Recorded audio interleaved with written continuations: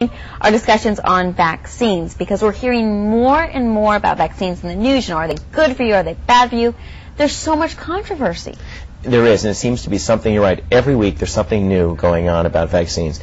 And you know, it's also increasingly becoming an issue of contention between doctors and patients. I must hear stories from patients at least 3 or 4 times a month of a patient who is either asked to leave a medical practice because they refused vaccines or because they asked too many questions and didn't get the answers they were looking for. So what are you to do, you know, especially if you're a parent with a child, because you're really worried about their health?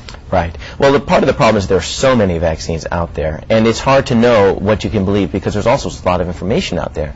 We give, just in the first 2 years of life, we give over 14 vaccinations, 14 different vaccines in 23 different injections. That's crazy. It's a huge number, and so it's understandable that parents are concerned. So the first thing as doctors is we need to realize that there is a legitimate concern there amongst parents, and the more we sort of the more flippant we are about it, the more we try to allay their fears. Is, oh, don't worry about it. CDC says it's okay. Just do it. You've got to do it. You know, it's a very American response. As soon as we're told we have to do something, we say, I don't, you know, I'll do it because question it. Exactly, I'll do it because it's right, but I'm not going to do it just because I'm told.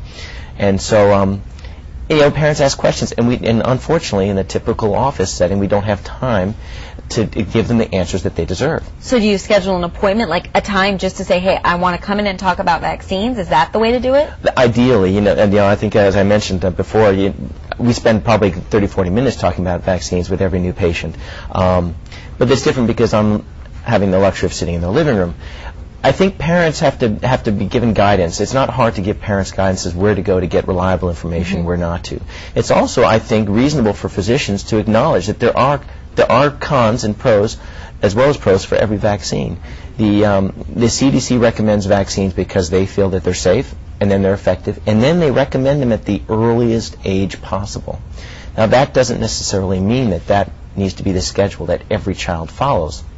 So we have to become a little flexible ourselves. There you go. And, of course, as Dr. Andy mentioned, there's so much to talk about vaccines. We are going to be talking about vaccines for the next couple of weeks. If you have questions on vaccinations or any other health topic, you can always give Dr. Andy a ring. It's 694-6246 or Dr. AOL at phc-md.com.